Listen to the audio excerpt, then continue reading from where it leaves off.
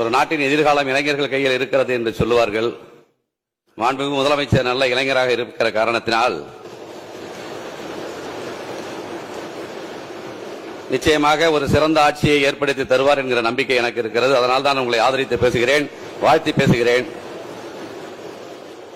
சில கசப்பான சம்பவங்கள் நிகழ்ந்தது உண்டு. அது அன்றைக்கு இருக்கிற அரசியல் சூழல். இன்றைக்கு முதலமைச்சர் அவர்கள் தான் ஒரு திறமையான ஆட்சியை கொடுக்க முடியும். நீங்கள் முதல் கையெழுத்திட்ட இந்த 3 அறிவிப்புகளும் தமிழ்நாட்டிற்கு நிச்சயமாக உதவுகிற திட்டங்கள். இன்னைக்கு நான் 3 நாளா சென்னையில தான் இருக்கிறேன். கடந்த காலங்களோடு ஒப்பிடும்போது சென்னை இன்றைக்கு எப்படி தெளிவாக இருக்கிறது, சுத்தமாக இருக்கிறது, சுகாதாரமாக இருக்கிறது, காவல்துறை எப்படி சிறப்பாக செயல்படுகிறார் என்பதை நான் எண்ணி வியந்ததுண்டு.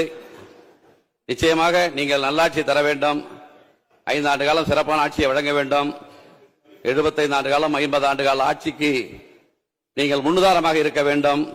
இளைஞர்கள், தமிழ்நாட்டு இளைஞர்கள் உங்களை நம்புகிறார்கள், நாங்கள் உங்களை நம்புகிறோம்.